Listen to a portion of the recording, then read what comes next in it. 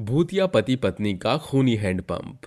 एक बेहद खतरनाक भूतिया आदमी एक आदमी के पैर घसीटते हुए लाता है और कहता है, चल अपनी प्यास मिटा इस भूतिया हैंडपंप के पानी। मुझे छोड़ दो, मुझे जाने दो, मैंने तुम्हारा कुछ नहीं बिगाड़ा, मुझे ये पानी नहीं पीना। मैंने बोला ना, इस पानी को पी तो मतलब पी, वरना तेरी जान ले लूंगा। मैं पीता हूँ, मैं पीता हूँ। तभी वो भूत उस हैंडपंप को चलाता है और रमन नाम का लड़का उस भूतिया पानी को पी लेता है, जिसके बाद उसके शरीर में कुछ बदलाव आते हैं। वह चीखता है और उन्हीं के जैसा रूप धारण कर लेता है। तभी वो भूत कहता है, आखिर इसको भी मैंने ऐसा बना ही दिया। अब बारी है गांव के और लोगों की। जाओ, जैसे मैं तुम्हें लेकर आया था ऐसे ही गांव के और भी लोगों को इस भूतिया हैंडपंप पर लेकर आओ और पानी पिलाओ। हुजूर का आदेश है ये। ठीक है, मैं लेकर आता हूँ। आखिर यह भूत कौन था जिसने उस भूतिया हैंडपंप का पानी पिलाकर उसे अपने जैसा बना लिया? आखिर यह ऐसा क्यों कर रहे थे? ये जानने के लिए हमें 3-4 दिन पीछे जाना होगा, जहाँ एक पति पत्नी मानव और सुधा कुशल मंगल रह रहे थे। सुबह होती है और सुधा अपने पति को चाय देकर बोलती है, अजी सुनते क्यों नहीं हो? कितनी देर से आपको बुला रही हूँ, चाय क्यों नहीं पी रहे हो? तुम्हें दिखाई नहीं देता मैं अखबार पढ़ रहा हूँ? तो चाय पीकर भी अखबार पढ़ सकते हो, मैं बार बार चाय गर्म नहीं करूंगी। अच्छा, सुबह सुबह तुम्हारी धमकियां भी चालू हो गई। अब तुम मेरी भी सुन लो, मैं तुम्हारा पति हूँ और तुम्हें मेरी सारी बात माननी होगी। बस यही बाकी रह गया था। अरे ऐसे ही तो सारे पति अपनी पत्नियों का सुबह गुड मॉर्निंग करते हैं, ताकि वह बेचारी रात तक उनका खाना पीना बर्तन भांडे का काम करे। हे भगवान, आपने एक ऐसा पति दे दिया। दूसरों के पति अपनी पत्नियों को अच्छा गिफ्ट लाकर खुश करते हैं, और ये छोड़ो। तुम्हारा इमोशनल ड्रामा खत्म हो गया हो तो मैं तुम्हारे हाथ की बनी चाय पी ली। नहीं पढ़ना मुझे अखबार।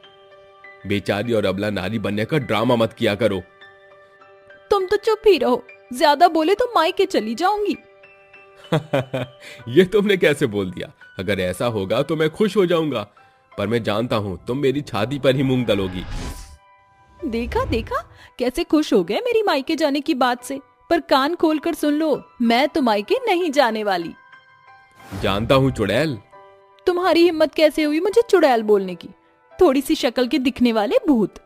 चुड़ैल हो तो चुड़ैल बोलूंगा, और तुम मुझे ऐसे नहीं बोल सकती। काफी सुंदर शक्ल है मेरी, दिखाऊं? अरे जाओ जाओ, तुमसे तो ज्यादा सुंदर मैं हूँ, ये देखो। ऐसा कहकर दोनों अपने असली रूप में आ जाते हैं और एक दूसरे के बाल पकड़कर खींचने लगते हैं, तो कभी तकिए से एक दूसरे को मारते हैं। आखिर तुम अपनी लाइन पर आ ही गए ना? हाँ, आऊंगा ही। अब देखो, चूहे बिल्ली की तरह मुझसे लड़ाई लड़ती रहती हो और खून चूसती रहती हो। अरे ठीक से काम भी कर लिया करो। भूलो मत, मैं तुम्हारा पति हूँ। तो क्या आरती उतारू तुम्हारी?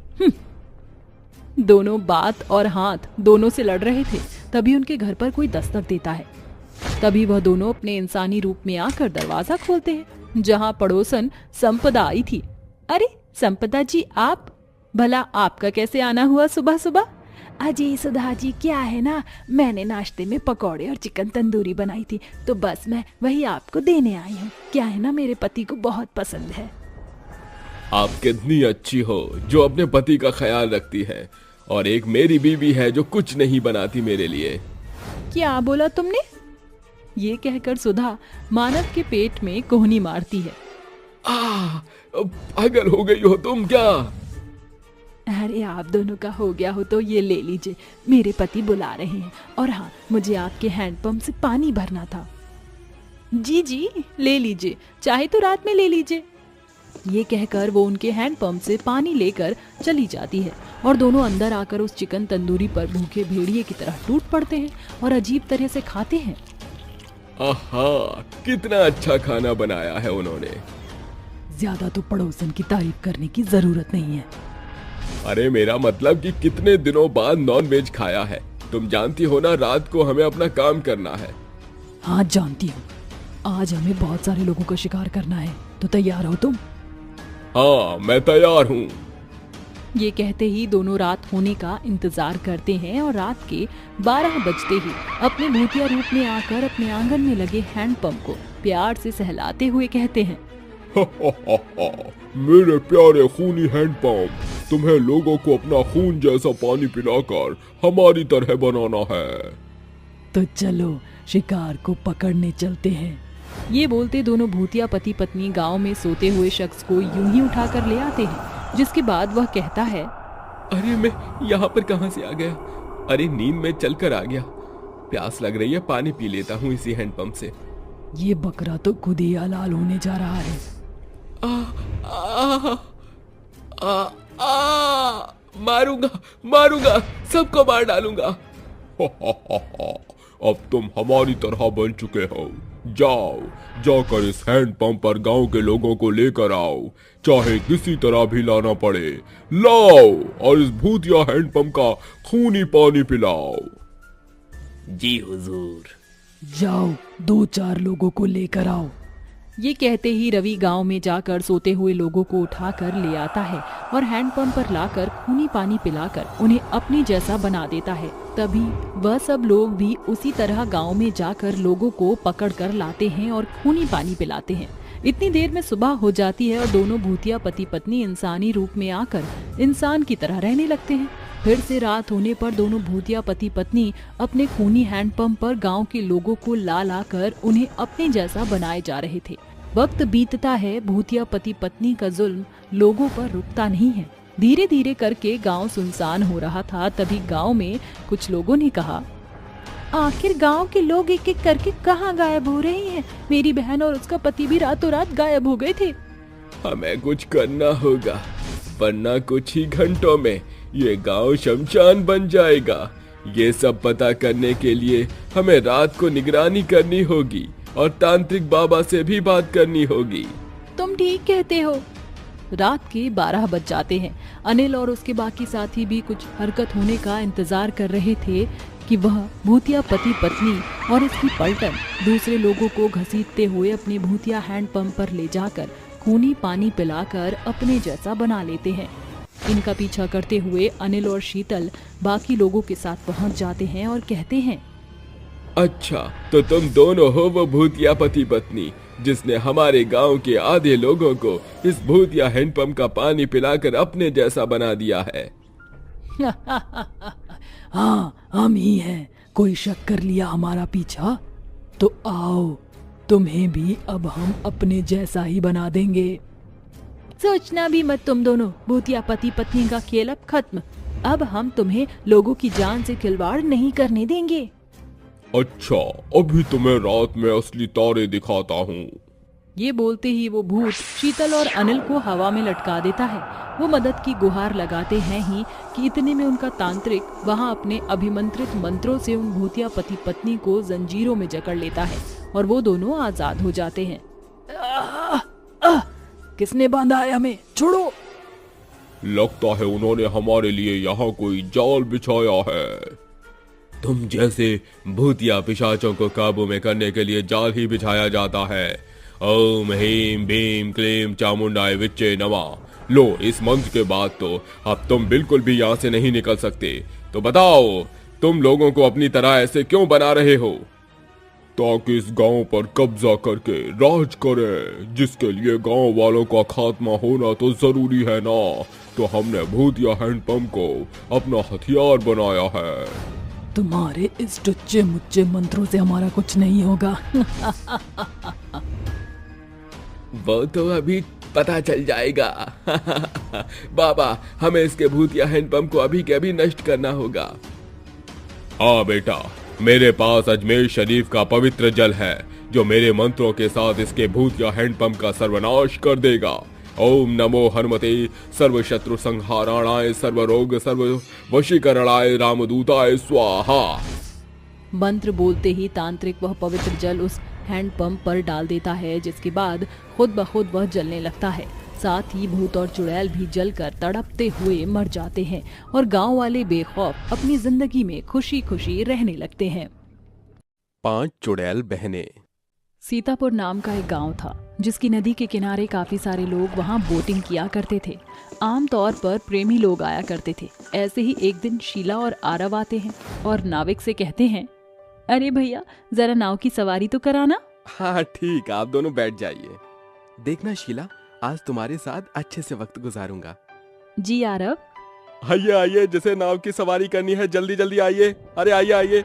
अरे मैं भी आऊंगा। तभी नाव में 3 लोग और आ जाते हैं। फिर नाविक सभी को सुंदर नदी के नज़ारे दिखाता है, जहां उन्हें सुंदर सुंदर मछलियां और बत्तख देखने को भी मिलते हैं। जब नाविक अपनी नाव को मोड़ता है तो शीला बोलती है, अरे भैया नाव को मोड़ क्यों रहे हो, इसके आगे भी ले जाओ, कितना अच्छा नज़ारा है वहाँ का।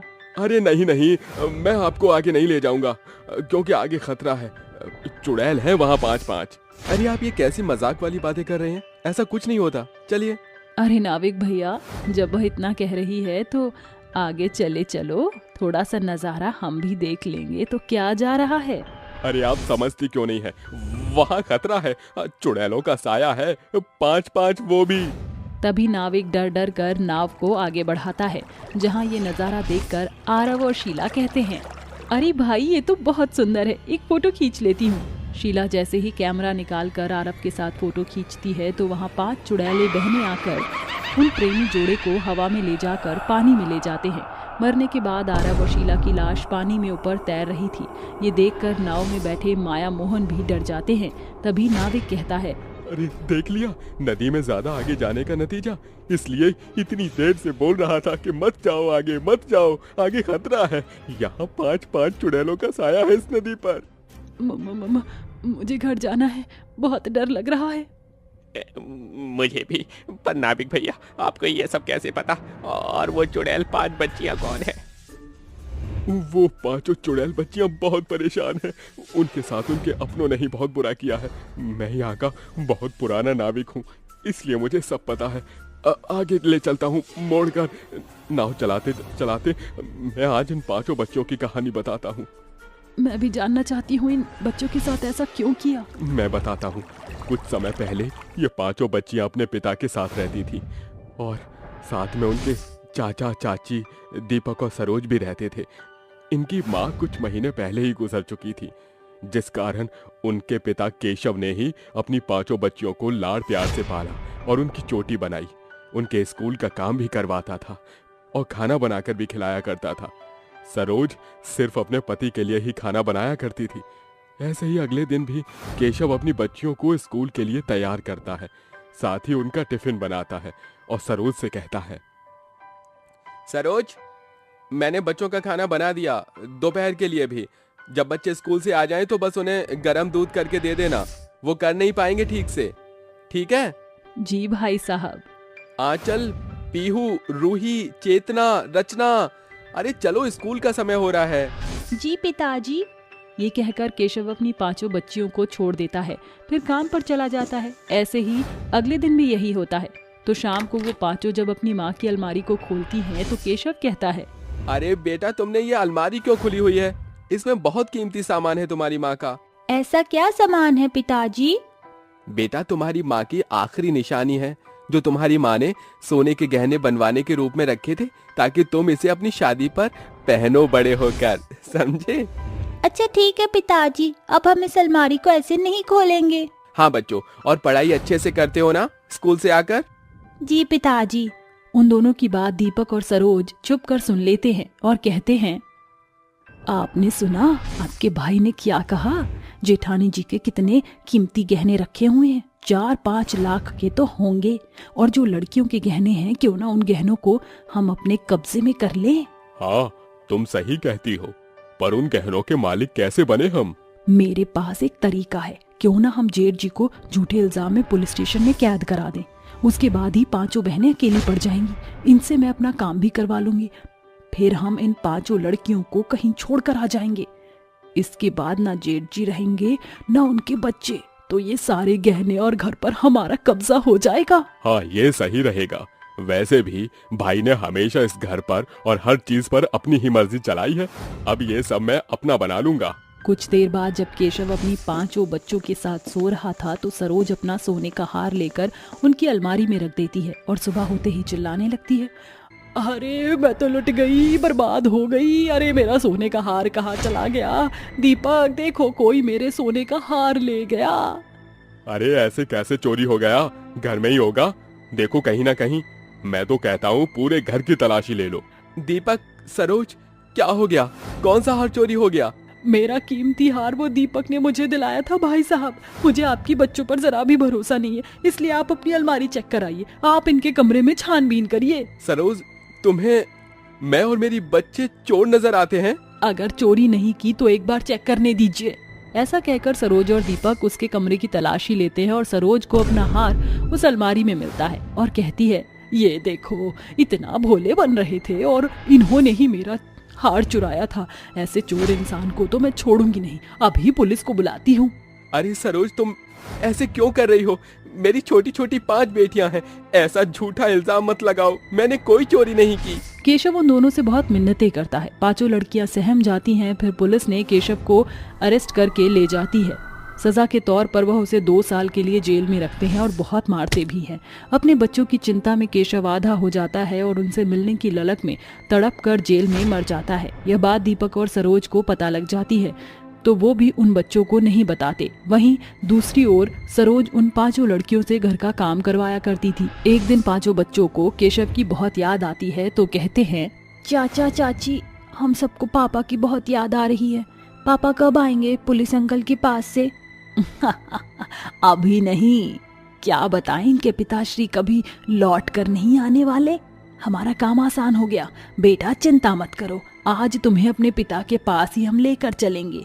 क्यों, है ना दीपक? हाँ हाँ बिल्कुल, अभी चलते हैं। पर चाचा चाची, अभी तो बहुत रात हो गई है, पापा आएंगे? हाँ बेटा, आएंगे। ये बोलकर सरोज और दीपक 5 बच्चों को उसी नदी किनारे ले जाते हैं और एक छेद वाली नाव में बैठा देते हैं और कहते हैं, बेटा हम दोनों इसमें आ नहीं पाएंगे, इसलिए दूसरी नाव में आते हैं। तुम ये चप्पू चलाओ और आगे आगे बढ़ो, ठीक है? ठीक है चाचू। चलो, मुसीबत गई।